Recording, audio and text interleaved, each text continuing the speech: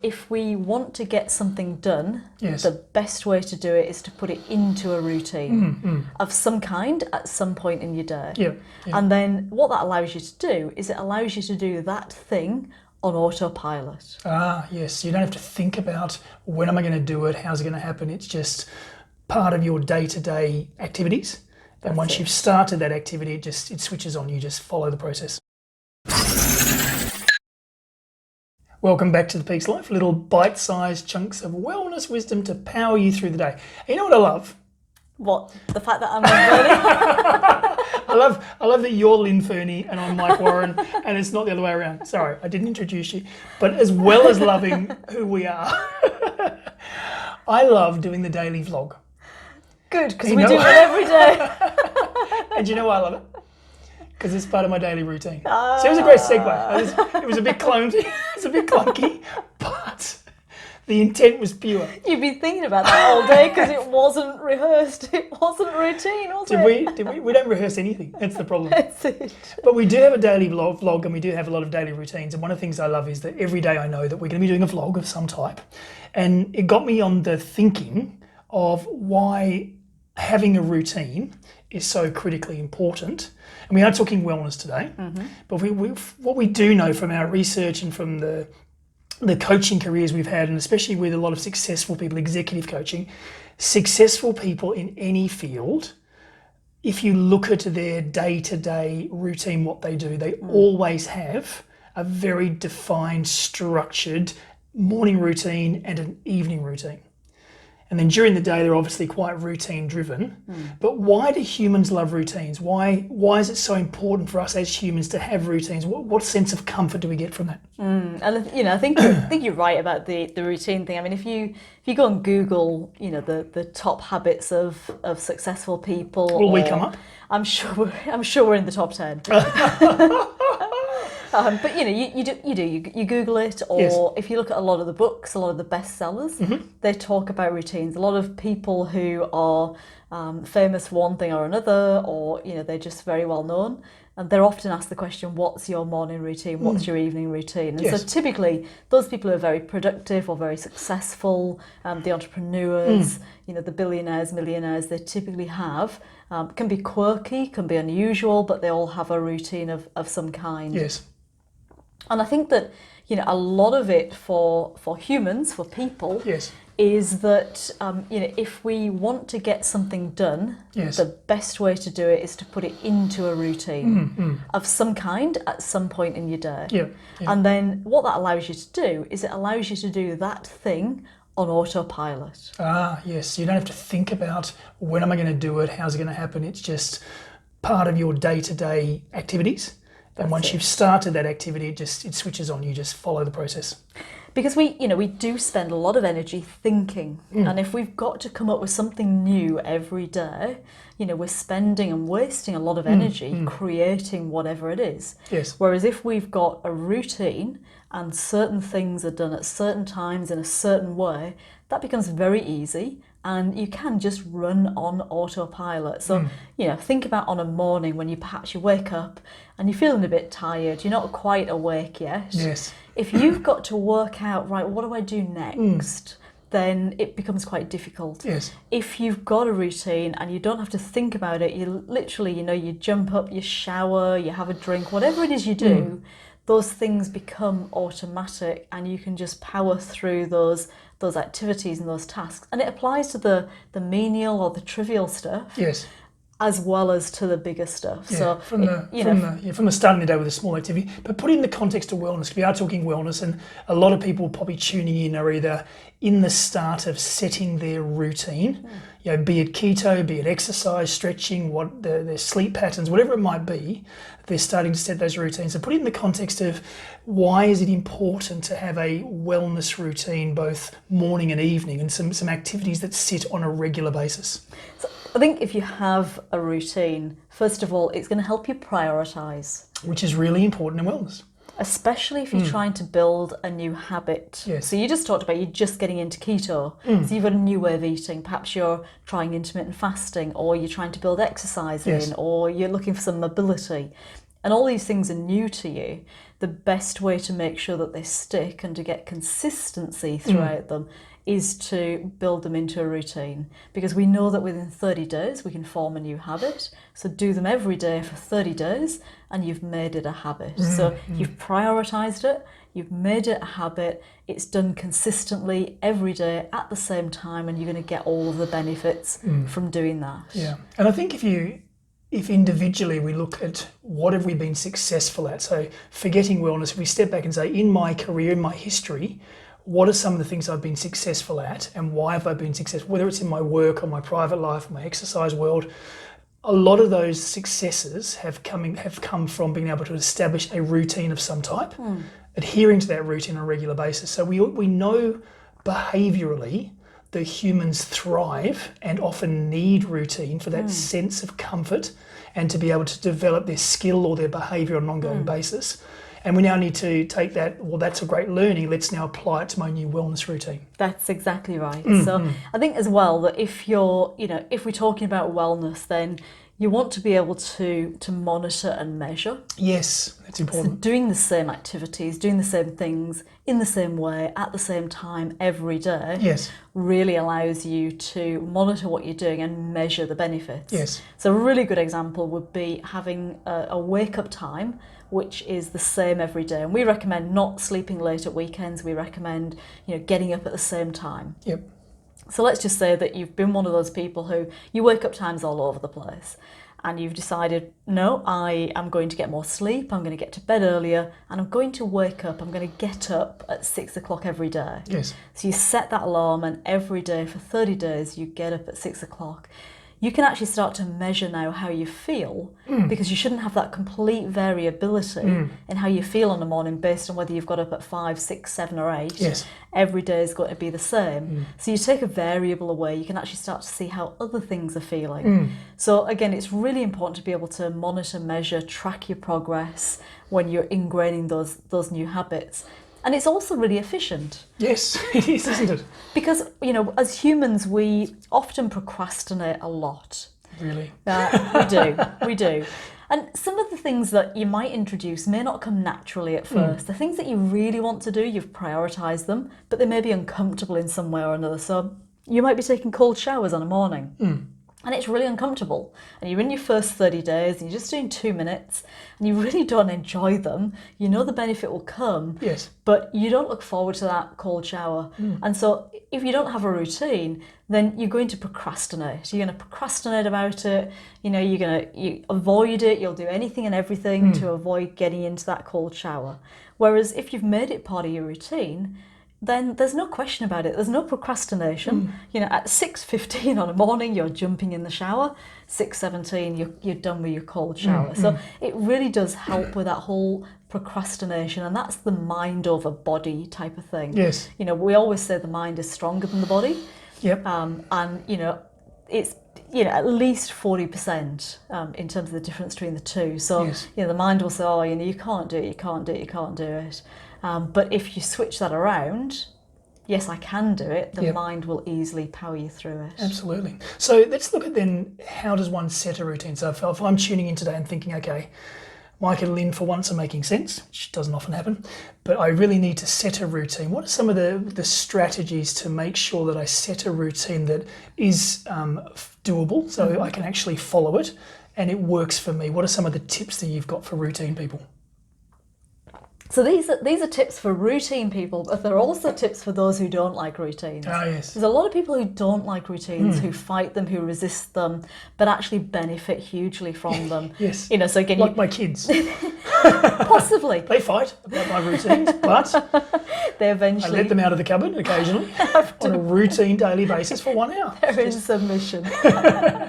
But it is, you may not be a routine person. You may not, you may think, I don't really see the benefit. I like to do different things. I like variety. But it is a lot of those people who resist the routines who get the most benefit. Yes. Because they're the ones who struggle to form the new habits. They're the ones who struggle to do the wellness activities. They're the ones who say, I don't have time, or, Absolutely. How or, often do we hear that? I just can't fit this into my day. You can. There are lots of ways to do it. So I think the very first thing is decide what's important to you. Yes. So when you're thinking about your routines, whether it's a morning or it's an evening, or it might be a lunchtime routine. It might be, it might be something that's called your me time routine, where, if you're a busy mom, for example, and you get an hour when the kids are down, that might be your time. You've only got an hour. There are things you want to do. So figure out when your time is. What are your time slots, morning, evening, during the day?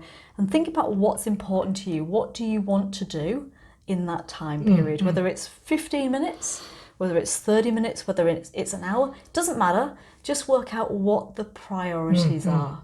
So we're talking wellness.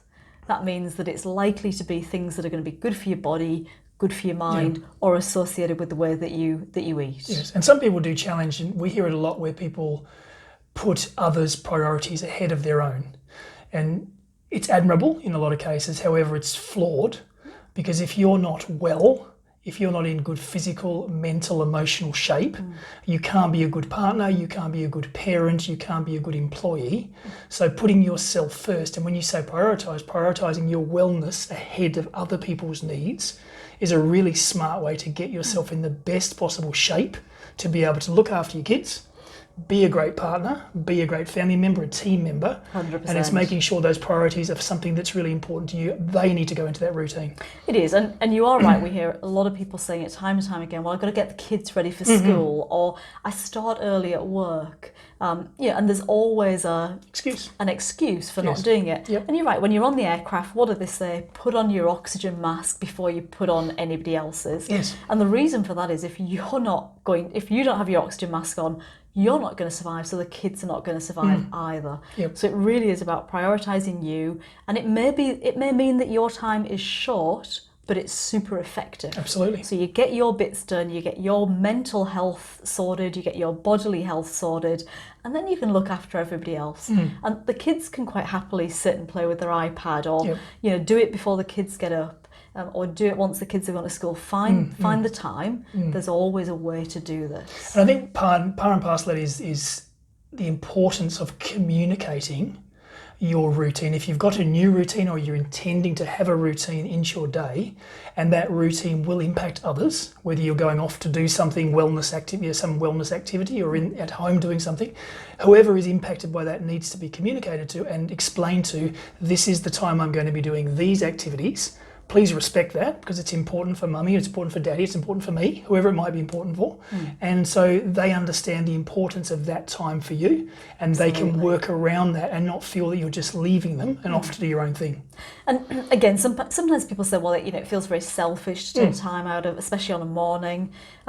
Look, understand that, because there is the selflessness that, when you've got kids, for example. Yes. But it is about looking after you and making sure you're in tip-top condition to be able to look after them. And you're probably a much nicer person if you've had your morning routine and done all the things that are important. So I think prioritising, finding the time to do it, and then setting out to craft what's in that routine. Yes. So if you've decided, well, there's 5 things that I want to do and they're all going to take me 5 minutes, well, that's 25 minutes. Yes. Work out the order. Which do you do first? What order do you do them in? Yep. Get yourself set up. So if you need an area, for example, absolutely, yep. You need a special area, or you need a quiet area. Perhaps you're going to do some stretching, so you might need a yoga mat. Perhaps it's some breathing, and you don't want to be disturbed. You might want to put some music on. So whatever you need, get yourself set up so it becomes very easy. Yes. You're not having to set your area up every morning or every evening. Yep. Have somewhere that you can just go to, and everybody around you knows, right, when mummy or daddy or my partner's over there at this time of the day, they're doing the routine. Yes. And then it becomes very comfortable for everybody. Well, let's put let's get some value here and put some context around it. Maybe if we run through some routines that we do. So maybe if you walk through your morning routine, just as an example, and obviously you've been doing this for a long time, but your morning routine is very structured and very regimented, and there's reasons for it. So maybe walk from the moment you open your peepers in the morning, what's Lynn Fernie's morning routine? Yeah, sure.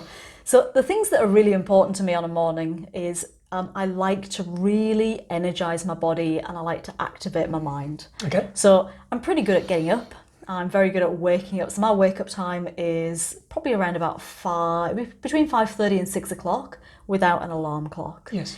My alarm goes off at 6 o'clock, and that's when I make sure I'm up by 6. And my morning routine starts at 6 o'clock. Yes. So as soon as the seconds hit 6 o'clock, then I'm into action. Yep. And my morning routine is all around that, getting the body moving, getting the mind active, so that by the time I finish my morning routine, which doesn't take long, by the way, I really do feel sharp. Yep. I feel ready for the day, and I will take on my biggest, most high priority tasks as soon as I've finished my morning routine. Because you're ready. I'm ready. Mentally, physically. I'm mentally clear. My body feels good. I'm raring for the day, and I'm just going to get the big rocks done. So get the big tasks done, get them out of the way, and then I can move on with everything else in the day. So that's what I find. A lot of creative people will find that once they've done the morning routine, that's the best time for their writing. Yes. So, after a morning routine is great if you want a journal or something like that. But for me, it's getting the big tasks, the big activities done. Right. So I'll get up, and the first thing I'll do is I will have a nice drink of warm water with pink Himalayan salt. Okay. And I do it every day. I do it because my body's been dehydrated overnight. And so I'm going to replenish it with water and electrolytes, because overnight I will have lost, both water, and I've peed out my electrolytes. Yes. So I'm going to give my body a bit of a wake up, a bit of a start. Yes. And I do that with the warm water because it's better for the body. So start off, straight into my warm water, drink that up. Measure my ketones. So I like to measure my ketones and my fasting glucose. First thing in the morning, it's when my glucose is at its highest, because when you're keto or carnivore, you're going to have morning glucose that's more elevated than during the day. So I want to measure that and just see how I'm doing, and I want to measure my ketones. So that just sets me up for the day. And what's sorry? And make your bed, because your mum told you that. I always make my bed. Always make my bed. The hospital corners. Hospital corners. Bed doesn't move. No, I actually do make my bed. I have a belief that when you make your bed, you've done a task already. So, excellent. I literally will get up, I'll make the bed as soon as I get up, get out of it, and then I'll have my drink and my ketones. Yes. So that's the start. That's only a couple of minutes, and then I'm into my morning routine proper. And I've got 4 activities in my morning routine. 5 activities in my morning routine. First thing I do is I do a couple of minutes of mobilisation. Right. And all I'm doing here is, and if you've listened to our episode on mobility, flexibility, and stability, you know that mobility is around waking up the joints, moving the joints. So I basically do a 2-minute routine, and I move each one of the major joints in my body. And all that does is it throws off the stiffness from the night. Good. I've been 8 hours in bed and, in one position. Yep. And, sometimes things feel a bit stiff. So I have a bit of a stretch out with some mobility exercises. And how long would that take? 2 minutes. Oh, okay. So we're not talking a big routine, just literally a few joints, just mobilising them, getting the blood flowing and waking the body up. A few arm swings, a few cat curls, a little bit of movement, and that immediately, it just shakes off those, the cobwebs. Okay. So I do my mobilisation. The next thing I do is my structured breathing. Yes. So I follow my breathing routine, and that's 15 minutes. Right. I do 3 rounds of 30 breaths with a retention in between. And when I've done that, the things that does is that really does make my mind switch on. So my mind just suddenly goes, it's like it powers up. You get those sort of power up signs. Absolutely.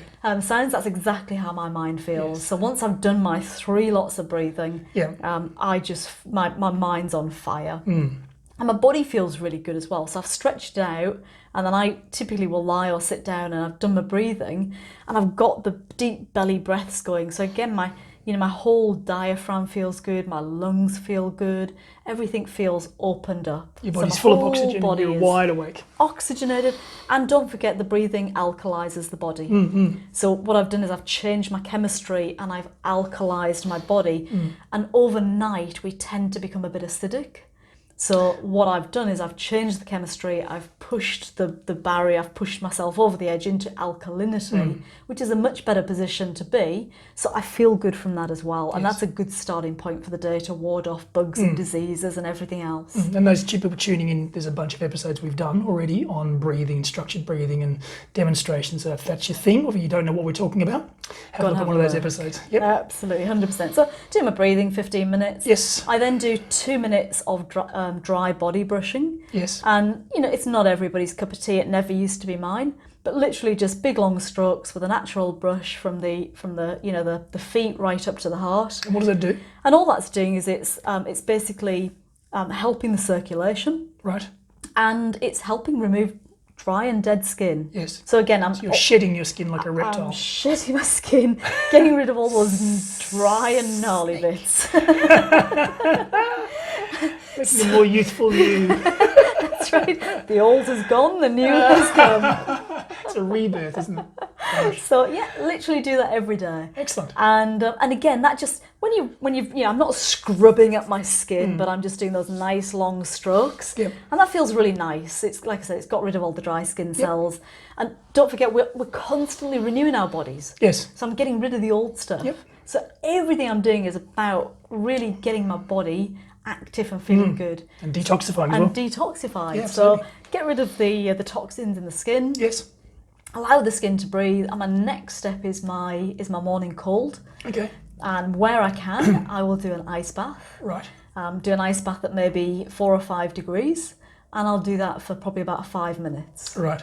And in the ice bath, I'm going to concentrate very hard on taking control of the autonomic processes in my body, the automatic processes. So I'm going to focus on keeping myself warm. I'm going to really use my mind to control my body, boost my immune system, fend off bugs and bacteria. And again, if that all sounds a bit woo-woo, do have a listen to the episode on ice baths and cold exposure, Yes. because it does wonders for your body. So again, I now get out of the ice bath and I am absolutely pinging at this point. And I do one last thing, because when you come out of the ice bath, it doesn't apply as much for a cold shower, but when you come out of the ice, you do get that phenomenon where you get after drop. So, the blood has been stopped from flowing to the limbs. It's all stayed in the core. When it starts to move around, you actually start to experience a drop in temperature in the core. So you get a bit cold.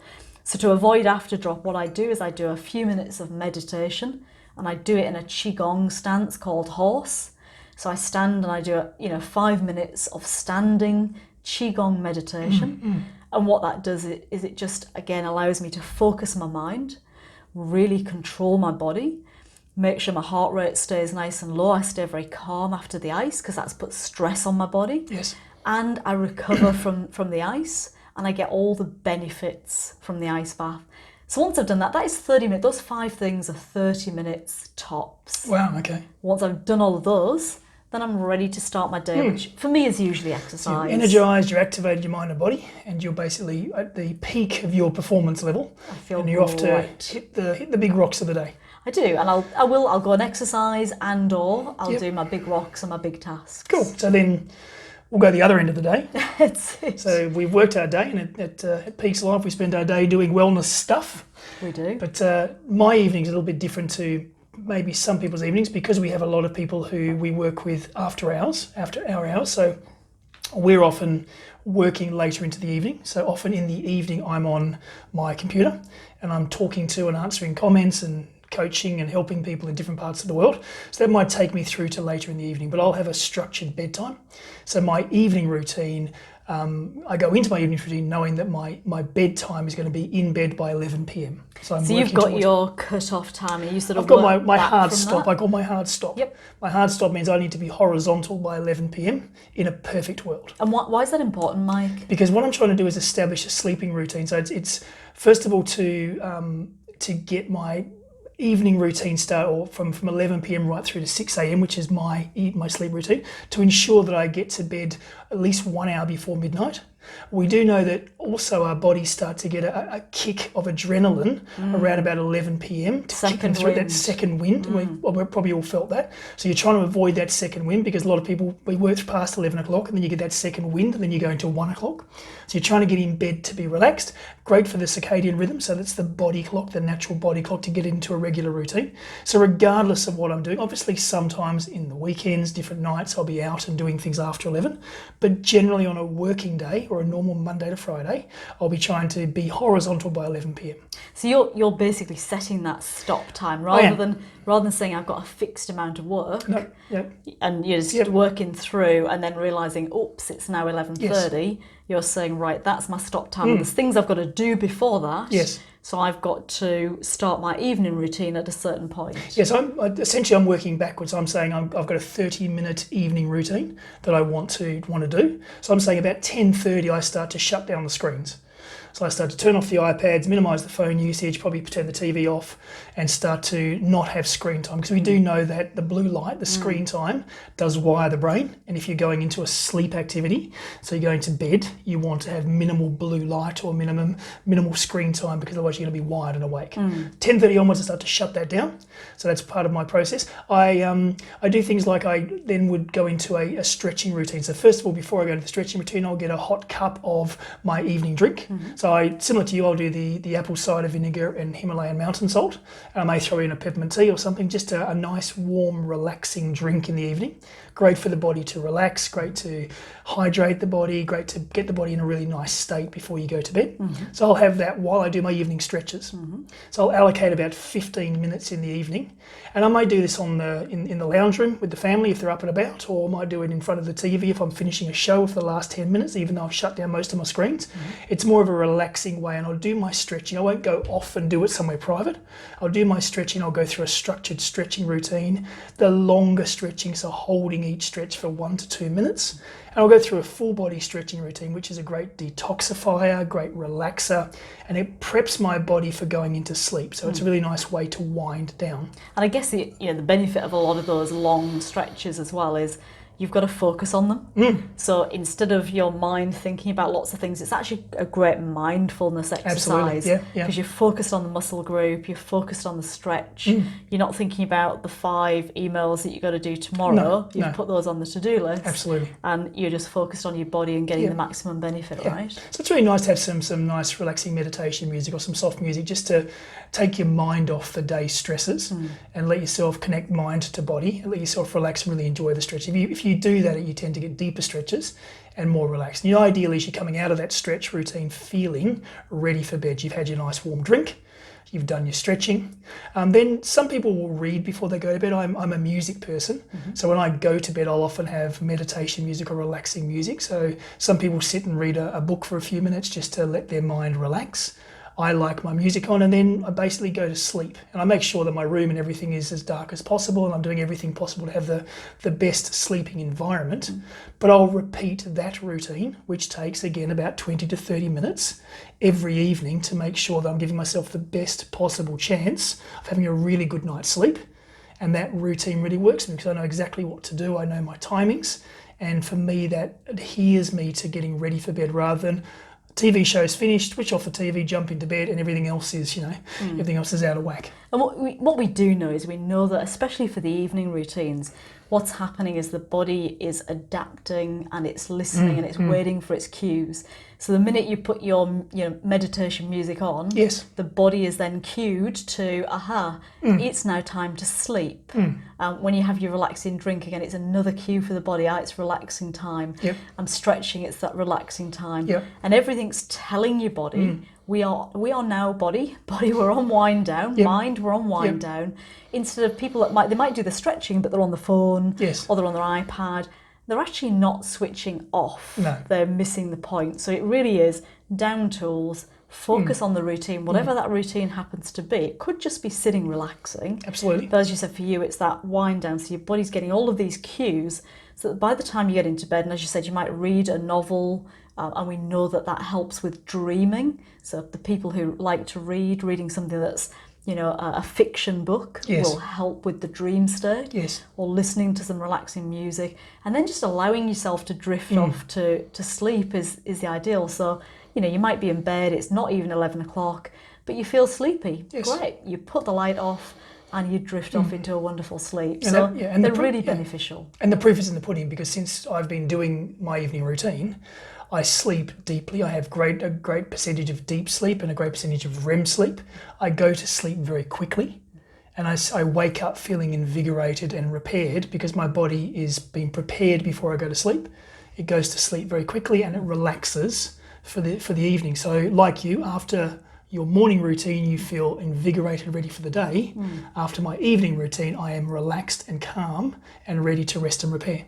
And I think, we've both been in busy corporate life, and we understand, the excuses, the reasons, the challenges, Yes. the barriers, and, what we would say to anybody listening or watching is, there will be a morning and an evening routine for you. As I said, it may be a lunchtime routine. It might be you go off to the park for a 30-minute read of your Kindle at lunchtime. It might be that you go out for a walk and you do some walking meditation, some thinking. Whatever it is, there'll be a routine that works for you. Yes. And if you want to incorporate some new wellness habits, find a way to build them into a routine at some point in your day, and you'll get the benefits. We know how challenging it is. We do. But we also know this is a long game. Yes. Wellness is a long game, and it's worth the investment because it will pay off and you'll get the results you deserve. So some great tips. Good luck with your wellness routine, and join us again on The Peaks Life next time.